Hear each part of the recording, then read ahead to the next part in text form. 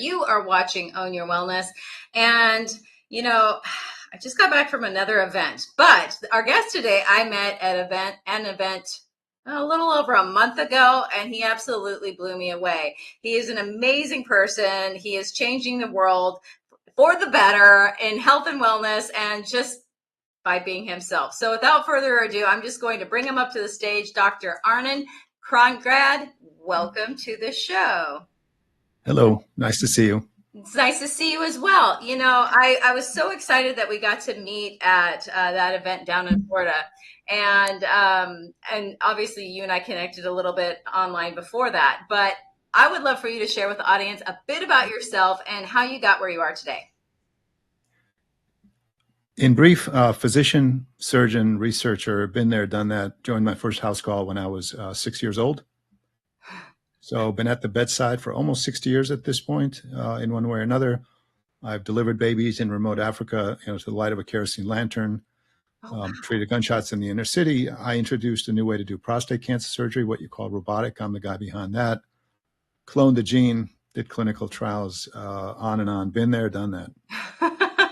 Talk about impressive. I like how you sort of breeze through all these amazing accomplishments. That tells me you're a little humble, which is awesome. But at the same time, you created this, you saw something missing, and you've seen something missing throughout your career, and sort of, I don't know, gone with it and invented it and created it so that you could fill a need that wasn't already there. Is there something that maybe you could attribute that to, like curiosity, for example?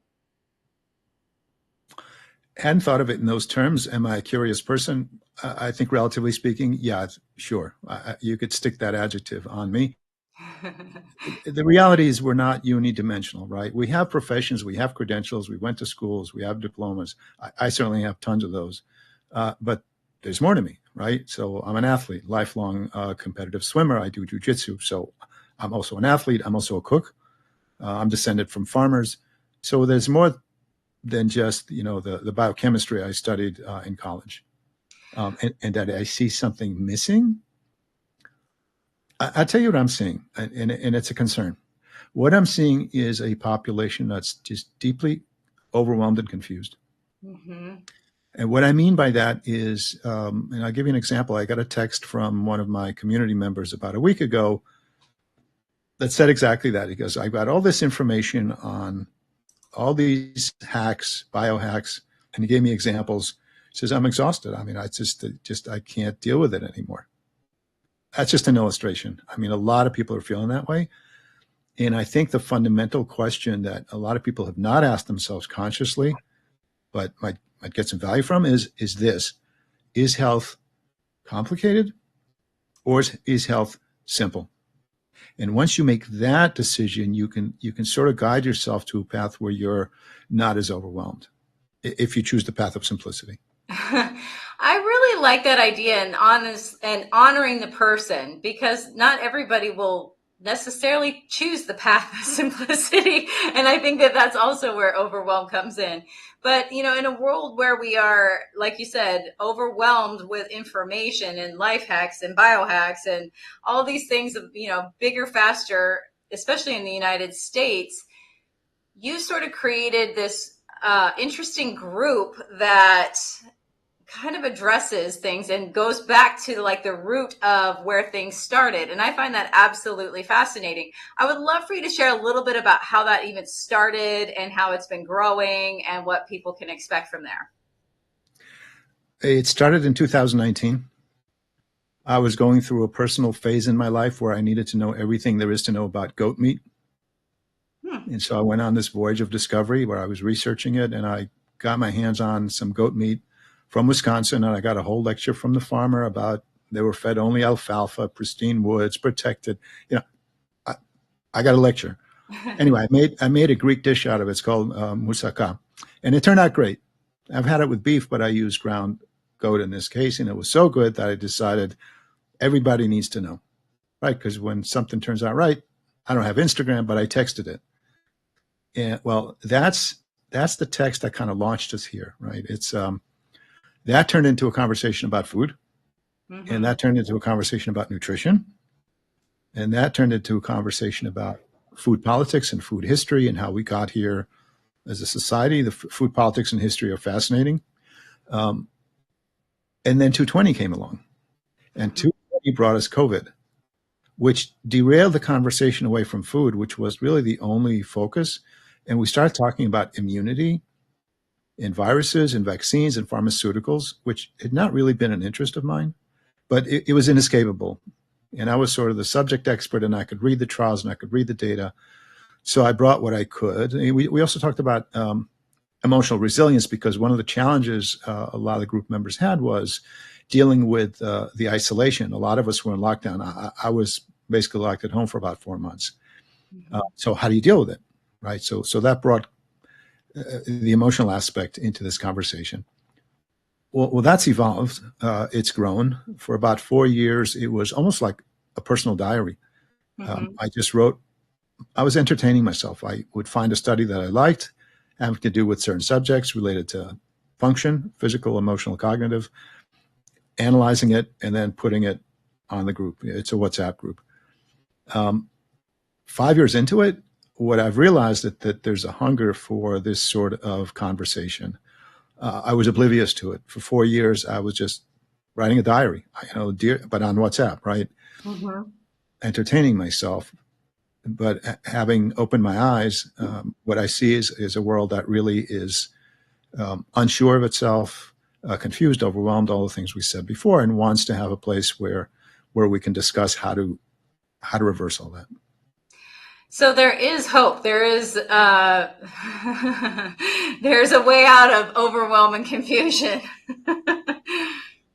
Without any doubt, there's a way out. Now, let me be clear on something. We could keep things very, very simple, right? We could say, okay, everybody do squats. That's a very simple message, but that isn't really what we do. So I present what I call daily drops of wisdom that actually get very deep into the complexity. For example, light sends a message through certain cells in your eyes into nuclei in your brain, and they bounce around, and they send a message to your fat cells to tell your fat cells how to respond to the glucose you just ate.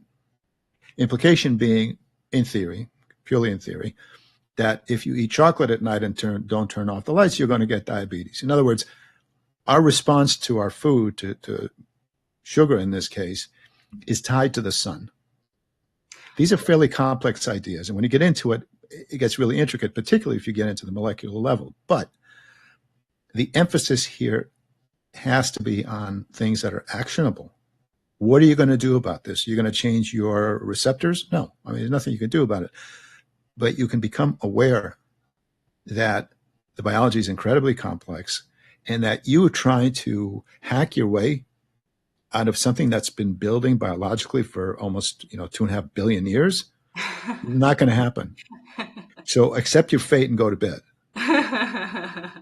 I like that. Accept your fate and go to bed. And I think too on the emotional level aspect of that, where people are sitting there shaming themselves for things that biologically it's pretty much impossible to change certain aspects like you just mentioned, and then here we are thinking that we can control it with some sort of little life hack or some sort of biohack that we learned on the internet on Instagram, and somehow that's going to change our entire life. So you have created this space where you kind of delve into intricate topics, as you said. But how do you choose? Is it always just something that you're interested in, or do you kind of listen to what the group wants? I mean, how does that work? Well, what the group wants is, at the moment, is something I cannot provide. And I'm referring to specific individuals. It's not like I did a comprehensive survey of the group, but I mean, for example, I've been asked to coach, like on strength training. I'm not a strength coach, and I don't have the time to coach one-on-one. So I can't do that. It's a format that I developed without too much regard for what the group wanted. And so what's happened is what's gathering around me is an audience for my message. It's not like I'm crafting a message for my audience. It's the other way. What I've done is reduce the content into several categories. So on Sundays, we do a section called Social Sunday. Now, that's not about square dancing and Tai Chi in the park with your friends, which can certainly be a part of social, the social aspects of health. And we look at that. But what I'm talking about is the idea that man doesn't live in a vacuum. And man pokes around nature and other things at risk. Here's an example. I found this, this blew me away. This was really interesting to me. The bacteria that live in your cecum carry a message that tells your muscles not to atrophy when you stop using them. So if you take, if you take bacteria from a trained mouse and you stick it into a mouse that isn't training, or that trained and stopped training, those bacteria will keep the atrophy from setting in. Okay, what does that mean? It means we live in union with other creatures. Bacteria, just an example, right? Cows and cats and beavers and squirrels and everything else. And so when we destroy them, we're potentially destroying things in a way that's going to be very harmful to us. So Social Sunday, we look at other creatures, bacteria among them. We look at other societies, which I think is incredibly important because we can draw inferences. For example, there are two tribes in the Amazon, the Yanomami and the Tequan, and they have different patterns of hypertension as they get older. Both are much lower. Their blood pressure is much lower than ours in the U.S. on average.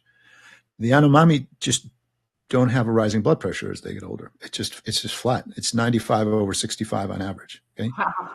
The Tequan kind of creep up as they get older, not to where we are, but more than the Yanomami. Among the differences between those two tribes is their exposure to the West. Now, we can start to speculate. I don't have cause and effect for you. It's not a randomized trial. What does the West represent in terms of blood pressure? Well, food, for starters, right? Are the Tequan potentially eating more stuff in aluminum pouches? Do they have more light? Are they more exposed to plastic? I mean, I don't know. But we look at other societies, including ancient societies, the ancient Greeks, paleoanthropology. That's just one day. That's Sunday. So there's a lot to cover just on Social Sunday. Monday's metabolism, Metabolic Monday, Fat Tuesday, and so on. Oh, I love it's Fat Tuesday. We talk about dietary fat. Yeah. Yeah, no, I understand, but I just like the double meaning, because of Fat Tuesday. But no, I think that's really interesting because people connect with story, obviously, and to be able to teach something as well as tell a story and explain topics that may be beyond the normal understanding. I feel like you're doing a good service to your community by being available for that. So I think it's important, actually. I think to provoke people into asking new questions is really important.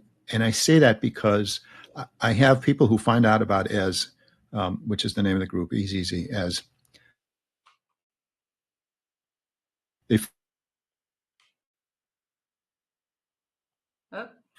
they say, well, it's not for me because, I'm pretty smart. They don't use those terms, but they say, I know what's going on. I know about keto. I know about antioxidants, right?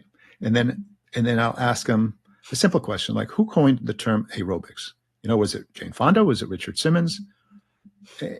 And I'll typically just get a deer in the headlight. Or the stomach pH of the human is most like that of the chimpanzee, leopard, vulture, or zebra. More deer in the headlight. And then they start to understand that they don't know everything, even though they read about keto online somewhere. Mm-hmm. And it's no judgment. I mean, I can't tell you how much I feel like I don't know.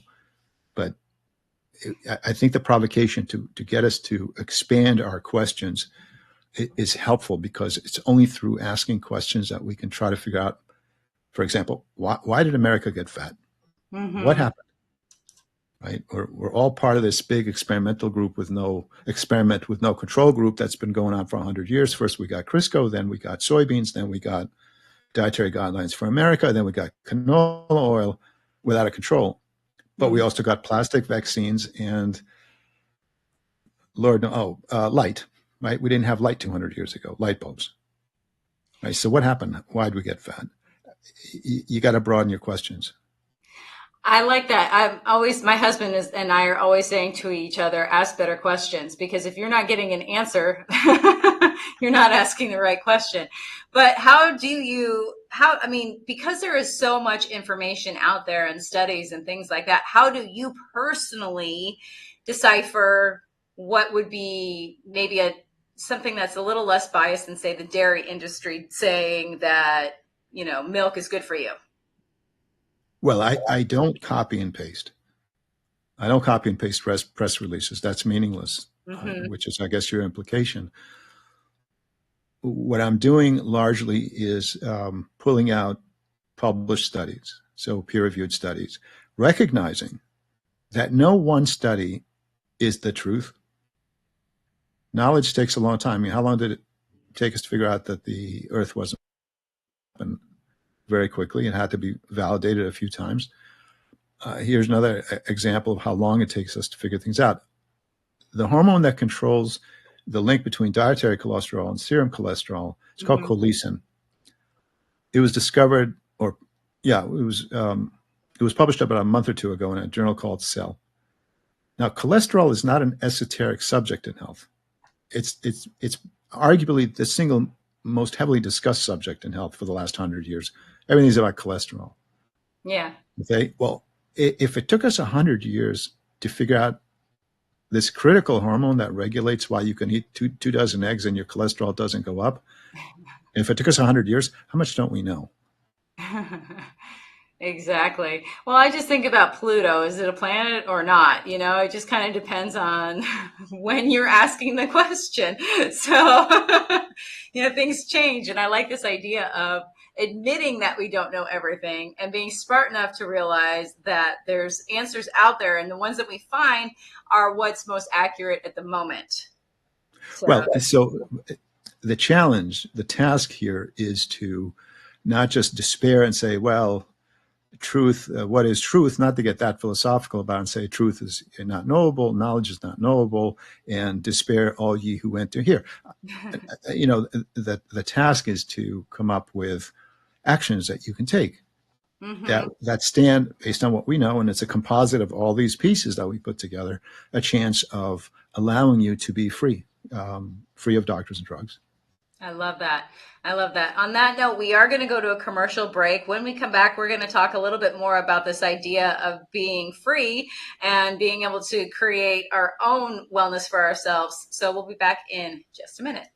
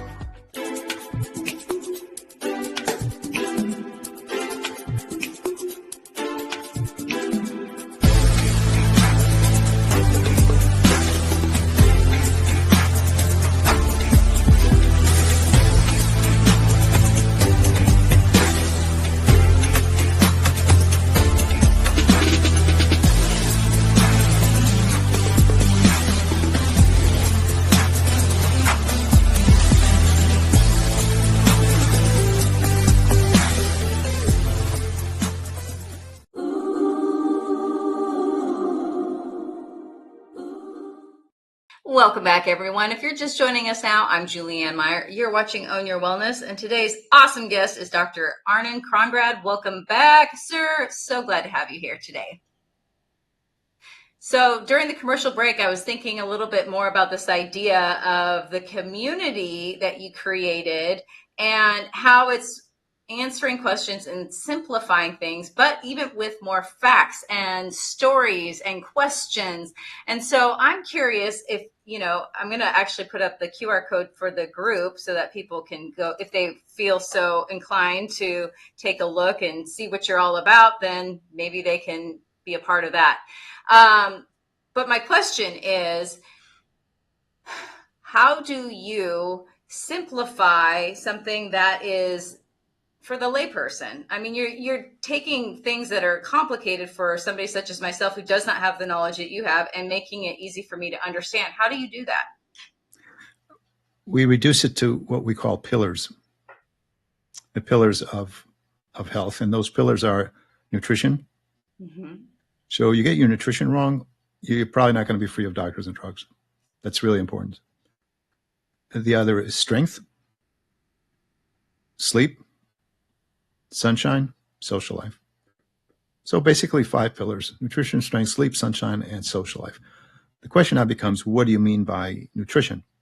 There's incredible amount of confusion on what that actually means. What do the data actually show? And some of that confusion is driven by commercial interests that have muddied the conversation. So for example, meat, good or bad, eggs, good or bad. Mm-hmm. Just simple stuff, right? But the principles are very simple. If I had to reduce it from 5 to 3, I would say nutrition, strength, and sleep. Get those 3 things right, you're going to do really well. Get those wrong, you're not. Now, strength is another one. There's a lot of confusion about strength, right? I certainly grew up in an era where aerobics was a big deal, right? I still remember Jane Fonda, and remember that guy Gil out in Hawaii. Yeah. Forgot his last name. Bodies in Motion with Gilad.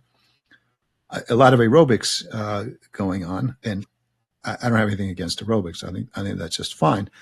But the popular conversation has often omitted any emphasis on muscle, on just pure strength, mm-hmm. which is also important. So we talk about those things. We also talk about how being fit affects other things, like mood, for example, how activity affects mood. I mean, one of my favorite stories that I learned a few months ago, there was a very, very depressed man by the name of Soren Kierkegaard. He's the father of existentialism in philosophy.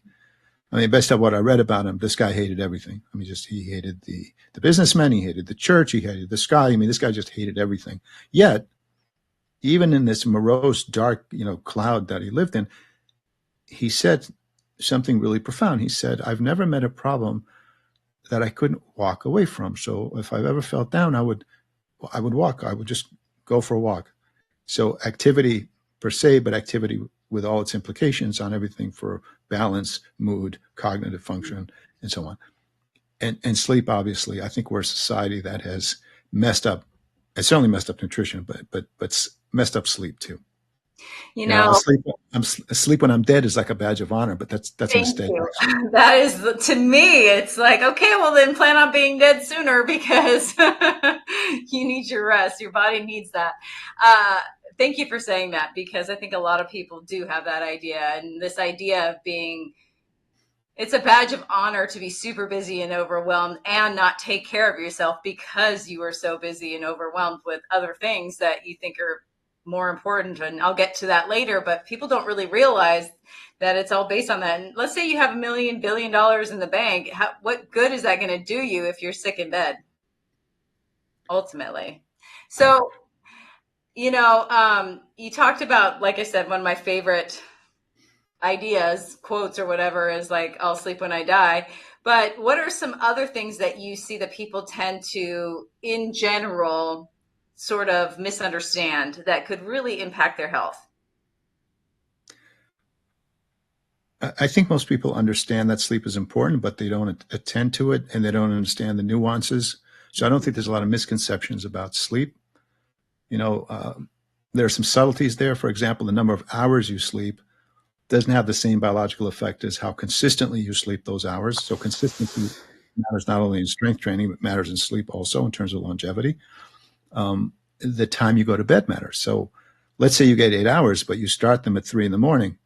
Not as good as starting them at 9 p.m. So your bedtime and the sleep duration are additive functions. So these are the subtleties that we get into. With strength, I do see misconceptions related to the time required. People think, oh, you got to spend hours in the gym.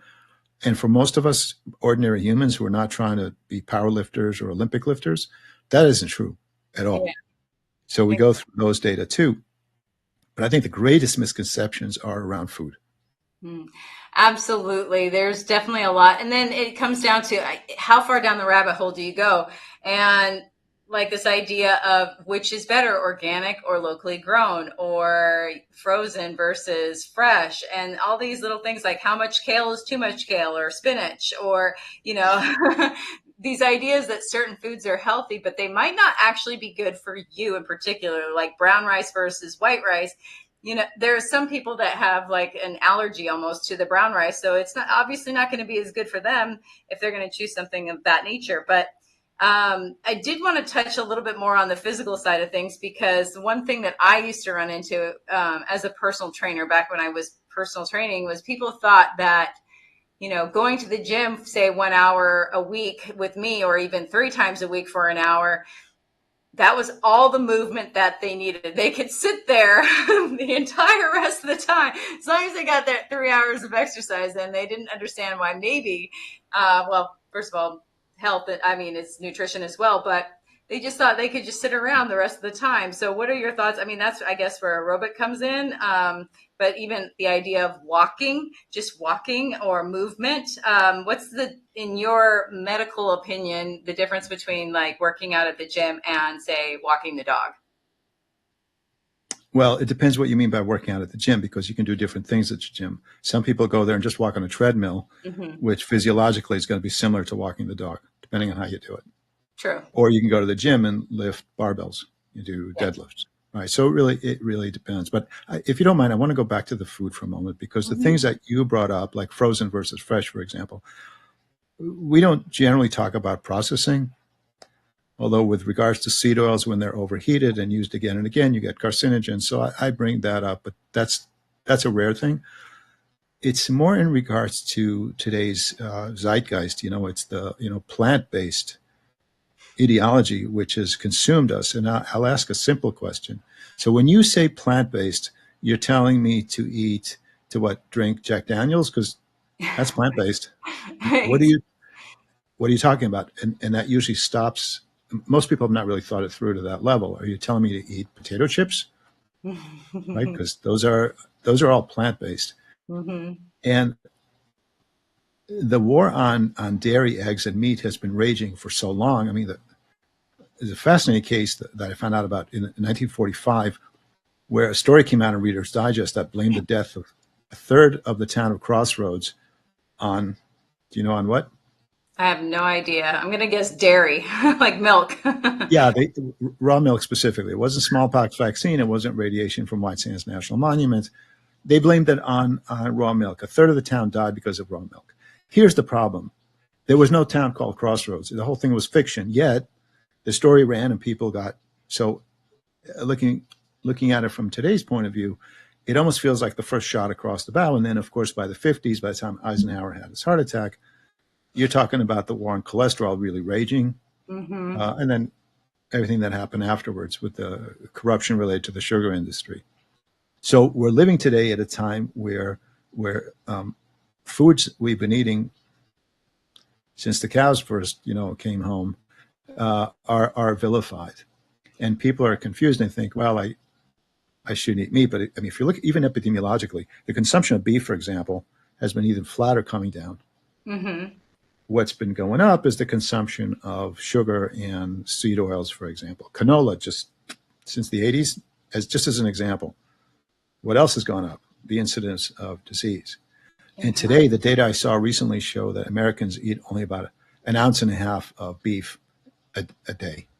I mean, that's a quarter of a quarter pounder. I mean, it's a bite. It's nothing. Yeah.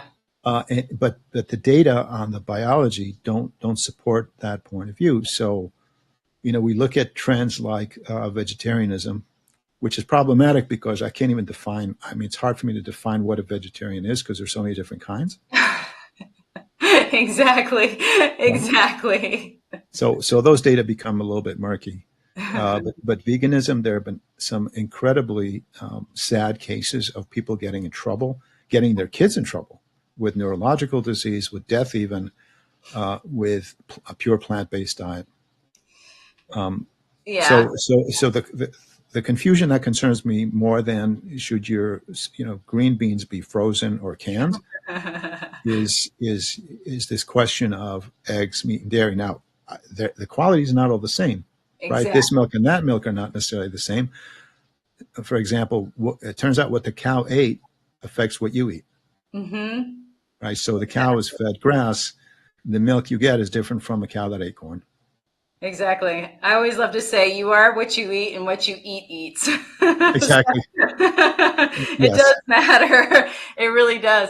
I grew up not eating meat because my family was animal rights activists, but and people are like, oh, you don't, and I typically don't because I just grew up without eating red meat and chicken and all that. But here's the thing. If I want something chicken or if I want a steak, I'm going to eat it because that's what I want. So people have a huge problem with me eating things. I'm like, I never called myself a vegetarian because I do eat all those things. I just don't eat them as often as you.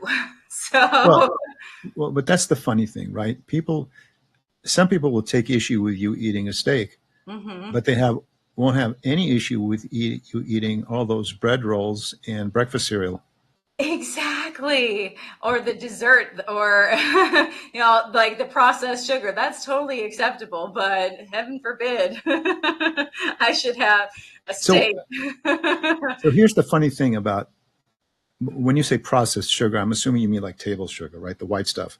Yeah, or like anything that might, like, for example, Trix cereal, something like that. Oh, processed food.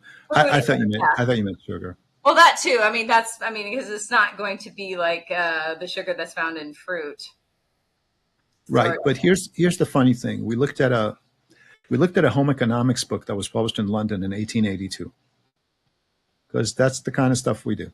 And that home economics book made a list of what you should be stocking, how you should be stocking your pantry.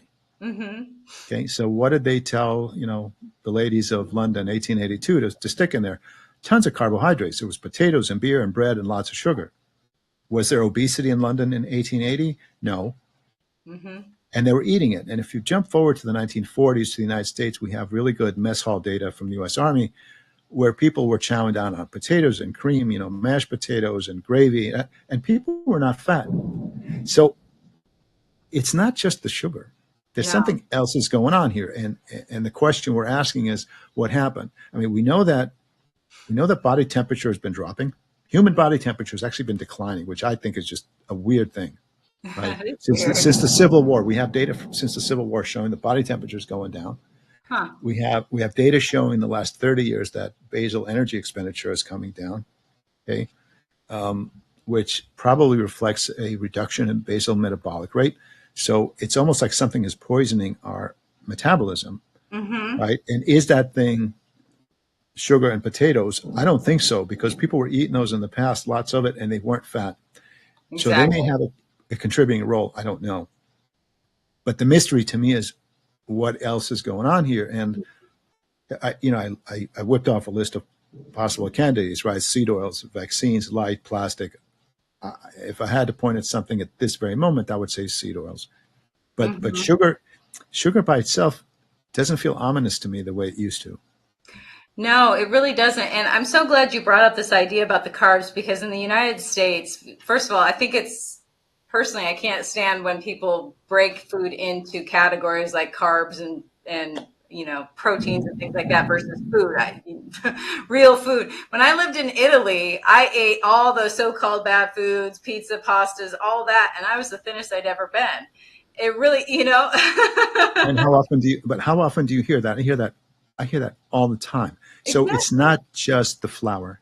No, it isn't. No, it really isn't. And I just find that we're kind of, I don't know. I think that media puts fear in, especially because we're in the United States, puts fear into Americans about certain ideas. Like, remember when fat was like the worst thing in the universe, and they came out with all these other fat free, and people started gaining weight. Well, so the question now becomes which fat, right? Because Exactly. fat is a simple word, but fatty acids, which is what we're talking about, are very complex. I mean, what you described happened to Eisenhower when he had Yeah. his heart attack in 55. They put him on a no cholesterol, which I guess would have meant he got margarine. I don't know what he got, but he Yeah. put on weight and got sicker. So fat. That's the reason we have a whole day called Fat Tuesday, is because fatty acids are a world in themselves. There's just a lot to dissect there. Yeah. And I'm so glad that you're breaking things down.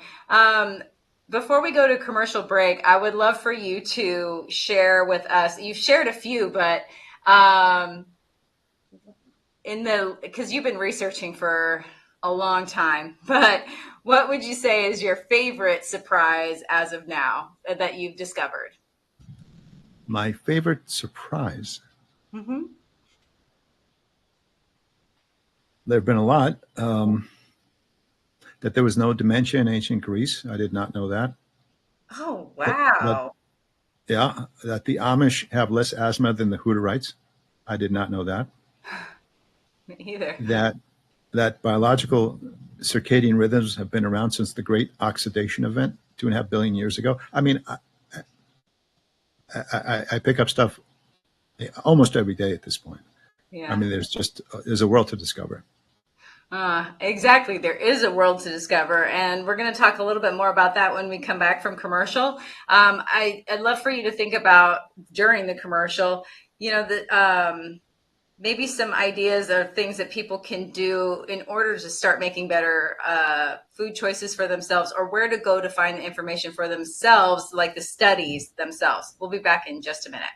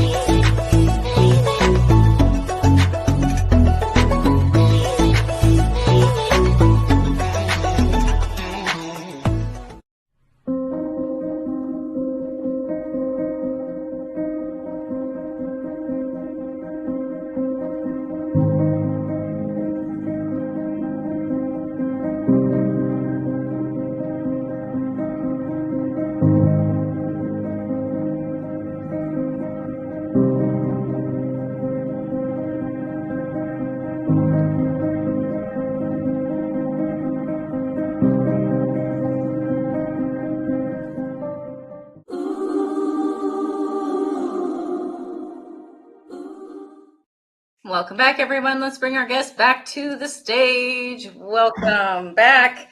During the commercial break, and also before, I mentioned a little bit about like ideas or tips and things that people can do to make simple changes. But I think ultimately, what I want to ask you first is this idea of asking questions and asking better questions. Now, you have made you've been doing this for some time, but a lot of us we've been taught to think outside of ourselves. So ask the man in the white coat for what's wrong with me versus let's see what's going on in here first, and, you know, have a dialogue and have a communication with this person. So we're taught not to really even trust our own instincts. So how do we start to ask ourselves better questions?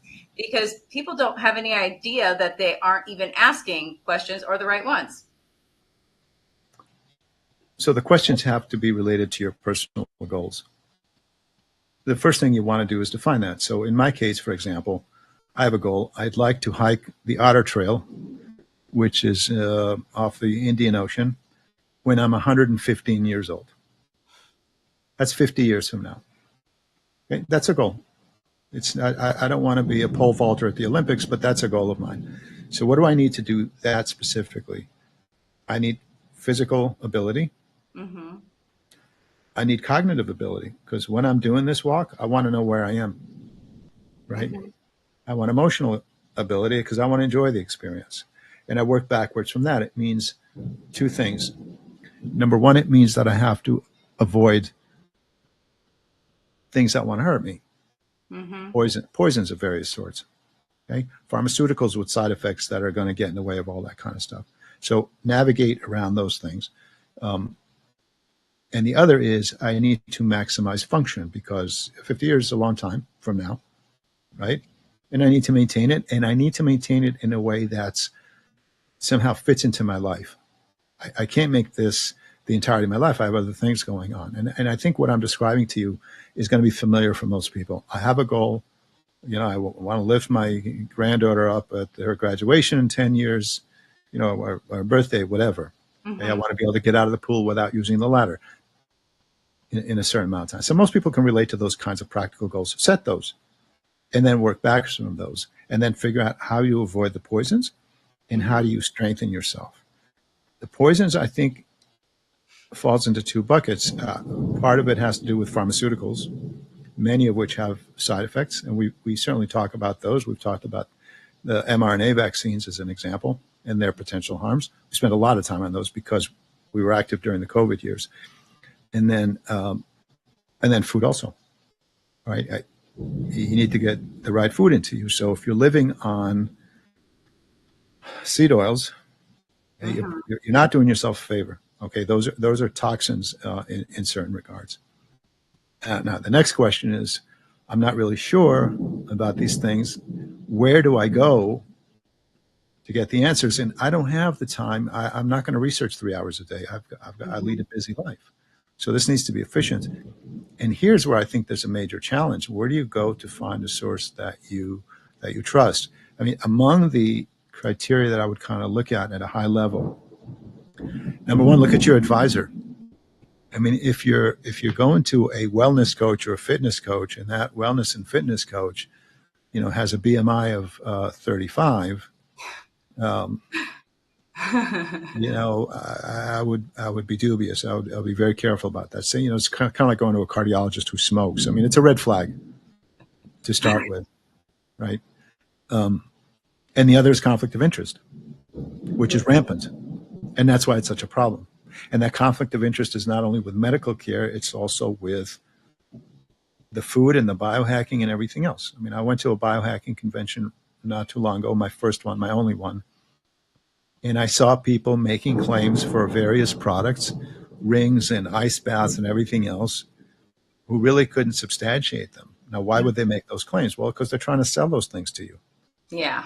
They're trying to take the money out of your pocket and stick it in theirs. So if there's a commercial imperative there, there's a potential for conflict of interest. That's not a great thing for you in terms of building your trust. And I think one of the groups has endured is there's no money changing hands. There has not been. So at the very least, we don't have the financial conflict of interest in there.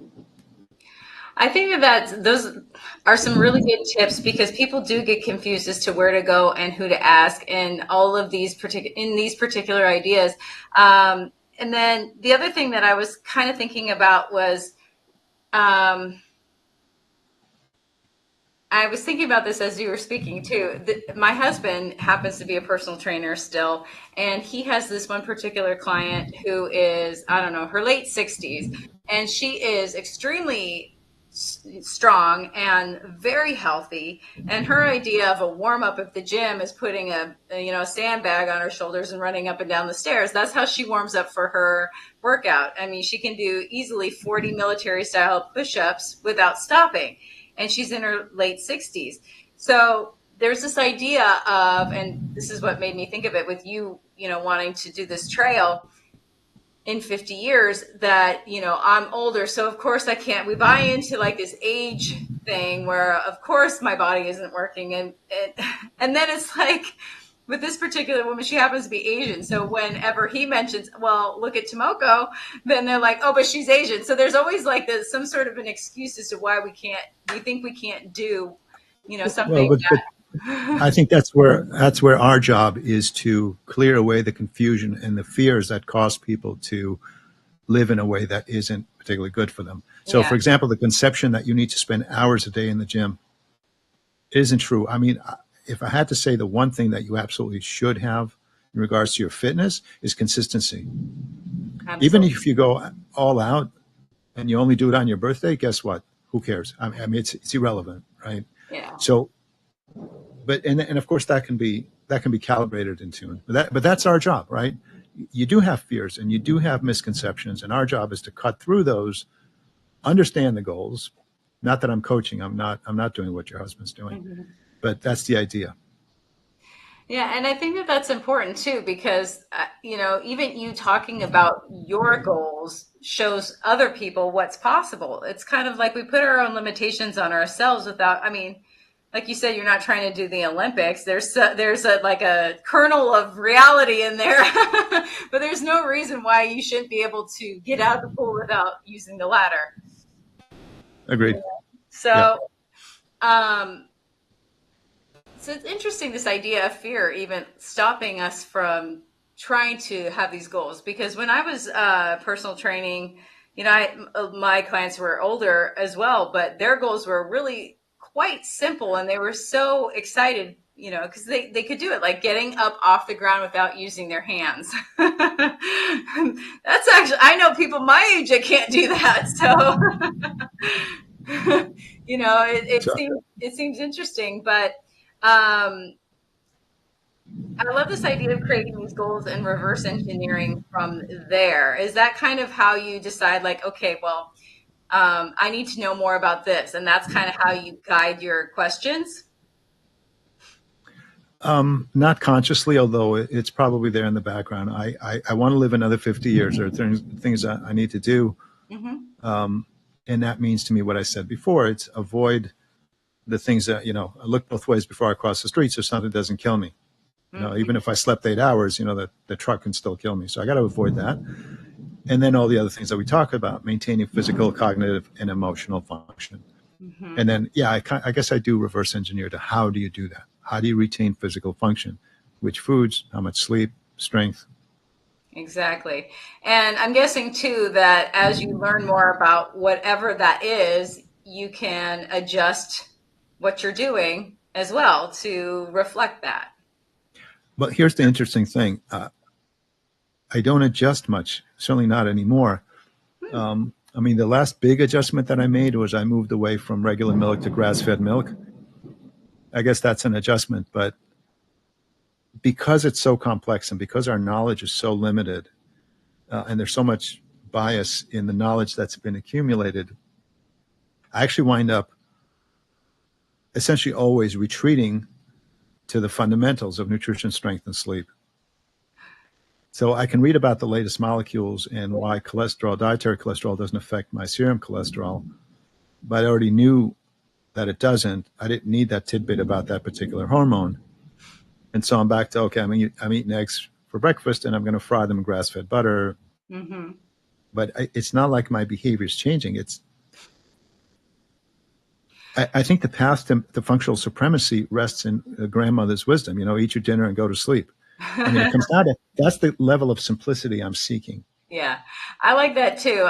For me, it's, would my grandparents know what this food is? And if they would have no idea or it wouldn't make sense to them, I probably shouldn't be eating it, like a Go-Gurt, for example, versus regular, good old-fashioned yogurt. Okay. I don't know what Go-Gurt is. Exactly. It's Oh, geared towards little kids, and it comes in a tube, and it's like sugary, processed. It used to resemble yogurt at some point, but now it comes in a little tube. It's very fascinating to me how we've kind of done things for fast to create like this fastness versus actually, cooking meals and things like that. So I don't know. To me, there's just so much to it, but just making it simple. Like, why are we overcomplicating what, meat and potatoes is meat and potatoes? And I think a lot of people don't realize that meat is actually a superfood, technically, at least it is at the moment. So, people don't, they vilify things because they've heard it in the media. We are running low on time. So I'm just curious, what are some final thoughts that you would love to give to the audience that maybe you have mentioned already, or maybe something new? final thoughts. You can be free, or certainly freer, if you follow certain behaviors that are based on actual data. They're available. Yeah. May seem daunting at first, but if you find the right community, which is what we've built, then that can really accelerate your progress. So the trick now is to find that community. Exactly. And I popped up on here your website as well as the QR code for your WhatsApp group, so that people can have an idea of where to find you and maybe continue this conversation with you privately, because you're helping the world in such an amazing way and in a unique way. And I think that the thing that's kind of cool about it is that you just were doing this for you and other people jumped on, versus trying to create something that was out of nothing for somebody else. In other words, like with ulterior motives instead of just trying to be of interest. Yeah, and that's what it was. Yeah, exactly. So we do have time for one more final quick tidbit, a tip or a trick that you wish people would know.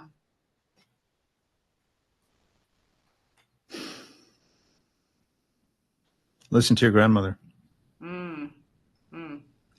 Thank you. Yeah, it really is, like you said, let's take it out of overwhelm and bring it back to simplicity. And it's really that simple. So, Dr. Arnon, I just want to say thank you so much for being here today. It's been an absolute pleasure. I'm so glad we finally got to have this conversation.